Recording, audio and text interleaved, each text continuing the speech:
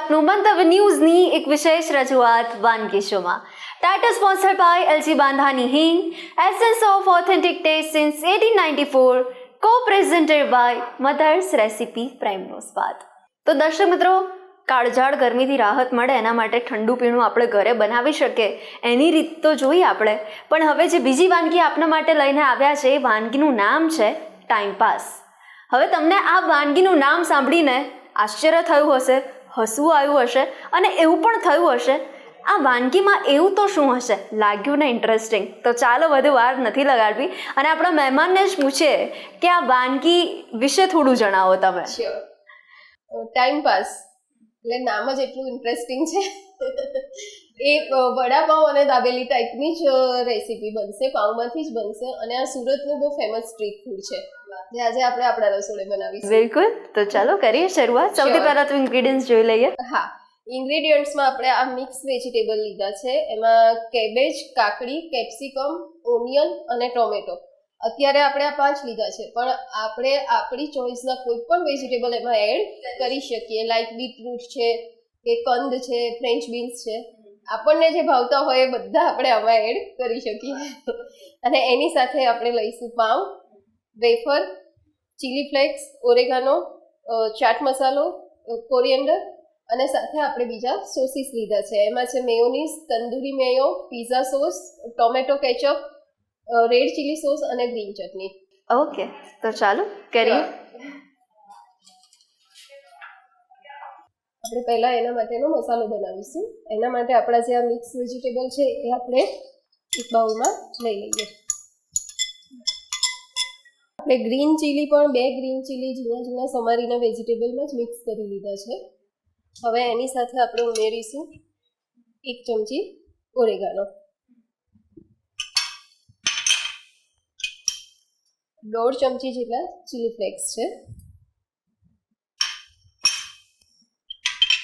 સાથે ઉમેરીશું આપણે થોડી કોથમીર.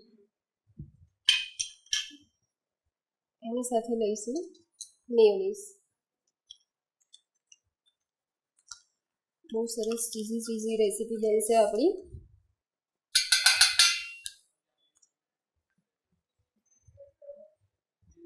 પિઝા સોસ છે એ પણ 1 થી 1.5 ચમચી જેટલો છે.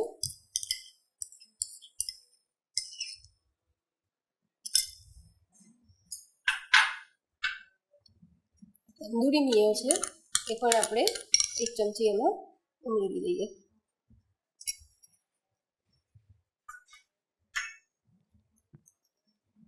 ટોમેટો કેચઅપ પણ 1 ચમચી. અને આ રેડ ચીલી સોસ છે એ પણ આપણે લઈશું 1 ચમચી.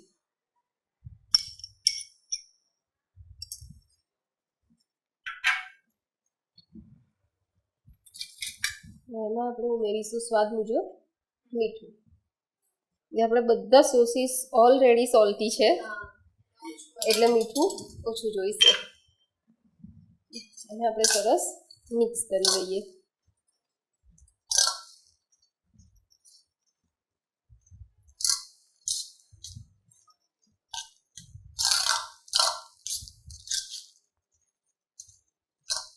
તો જીજ્ઞાબેન, એવું કહી શકાય જેને રસોઈ બનાવતા ના આવડતું હોય અને શીખવાની જો ઈચ્છા હોય તો એ ટાઈમપાસ શીખી શકે. કે જેટલું બી આપણી નજર સામે છે કે આપણી પાસે અવેલેબલ છે એ દરેક વસ્તુ એડ કરીએ એટલે ટાઈમ પાસ બની જાય. આપણું ફિલિંગ રેડી છે. હવે આપણે એને પાઉંમાં સેટ કરીશું. આપણે પાઉંને કટ કરી લઈએ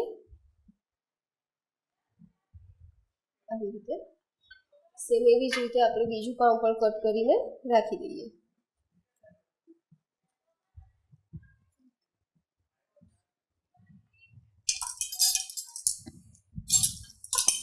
આપણે પહેલા એમાં લગાવીશું બટર.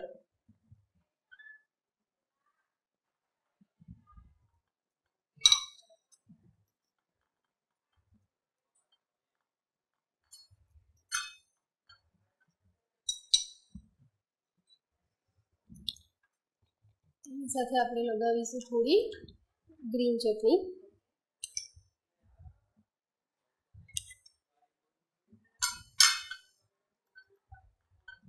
એની સાથે આપણે લગાવીશું ટોમેટો કેચઅપ.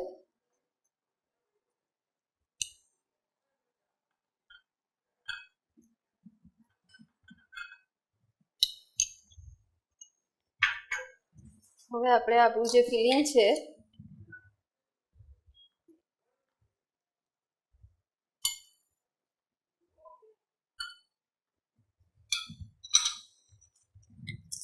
એની ઉપર આપણે ચીઝ છીણી લઈએ.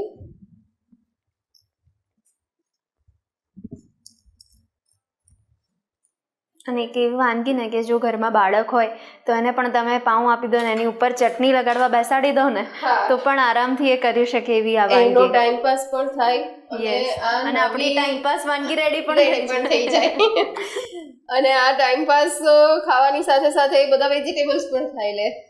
એની ઉપર આપણે લગાવીશું ચાટ મસાલો, સ્પ્રિંકલ કરીશું અને એને બંધ કરી લઈશું. હવે આપણે આને શેકવાનું છે. શેકવા માટે પણ આપણે સેન્ડવિચ મેકર કે માઇક્રોવેવમાં કે તવામાં કોઈ પણ રીતે આપણે એને શેકી શકીએ.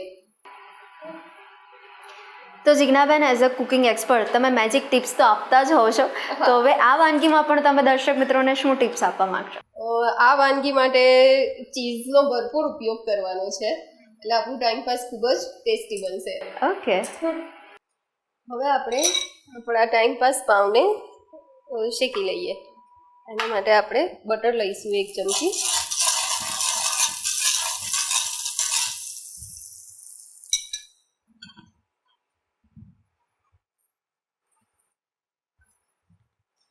ઉપર પણ આપણે સરસ બટર લગાવી લઈએ.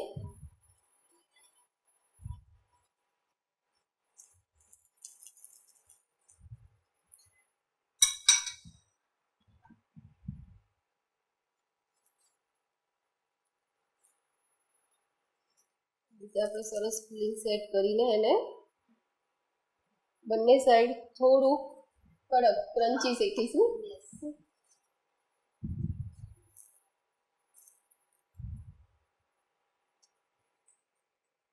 કોઈને શીખવું ના હોય અને એમનેમ પણ જો લેવું હોય તો પણ ચાલે.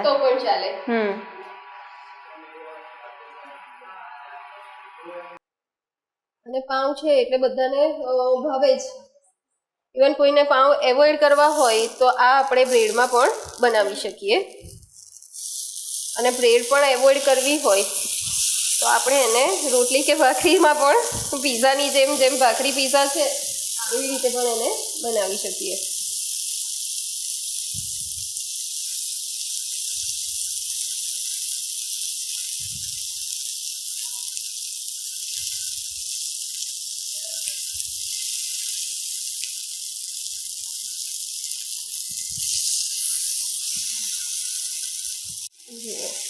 દેખાય છે આપણું સરસ શેકાઈ ગયું છે પાઉં. હવે એને આપણે પ્લેટમાં લઈ લઈશું. સેમ આવી જ રીતે આપણે બીજું પણ એક રેડી કરી લઈશું. એના માટે પણ આપણે પહેલાં બટર લગાવીશું.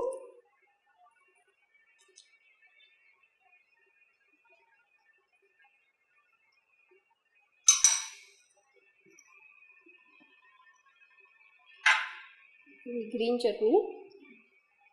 જિજ્ઞાબેન રીત પણ એકદમ ઇઝી છે. હા, એકદમ ઇઝી છે.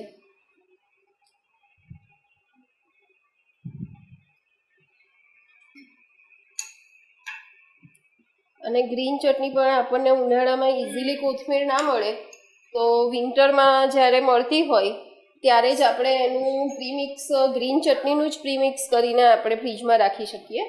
એ પણ 6 મંથ સુધી સારું રહે છે.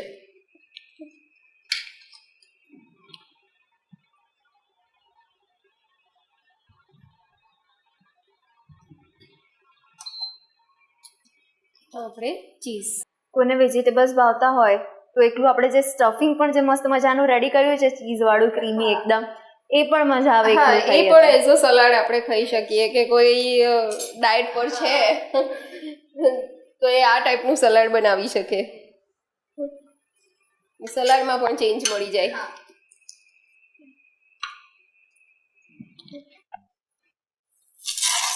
સેમ આપણે જે ફર્સ્ટ વાળું બનાવ્યું એવી જ રીતે આપણે બટર લગાવીને સેકન્ડ પણ કરી લઈશું.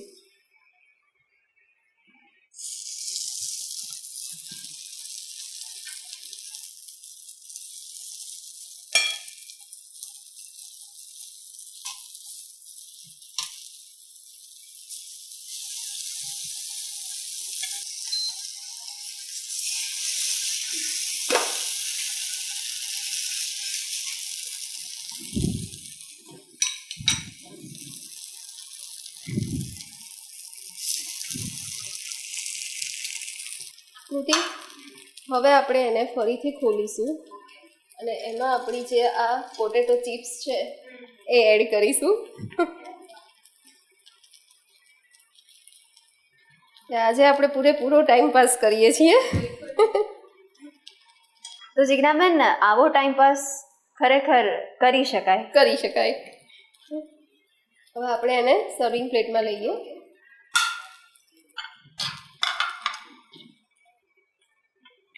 એની ઉપર આપણે ફરીથી ચીઝ છીણીશું.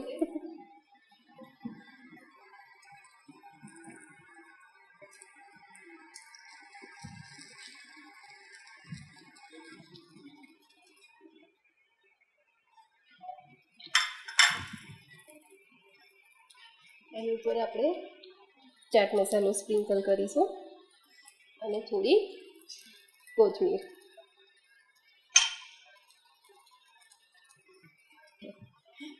આપણું ટાઈમ પાસ રેડી છે. તો જીનાબેન, આ રેસીપી પણ આપણા વ્યુઅર્સ સુધી પહોંચાડવા માટે thank you so much. Thank you. તો દર્શક મિત્રો, ટાઈમ પાસ વાનગી આપના માટે રેડી થઈ ગઈ છે, તો અચૂકપણે ટ્રાય કરજો. બસ આ વાનગીના રસોડેથી આપણે ડેલી આવી જ અવનવી વાનગી, ચટપટી વાનગી, ટેસ્ટી વાનગી આપના સુધી તો પહોંચતી જ રહેવાની છે. તો વાનગીની સફરને માણવાનું ચૂકતા નહીં. દર્શક મિત્રો, શું તમે પણ મંતવ્ય ન્યૂઝના વાનગીના રસોડાના મહેમાન બનવા માટે ઈચ્છુક છો? તો બની શકો છો. માત્ર કરવાનું એટલું છે, તમારે તમારું નામ, રેસીપીનું નામ, શહેરનું નામ, રેસીપીનો ફોટો અમને મોકલી આપવાનો છે.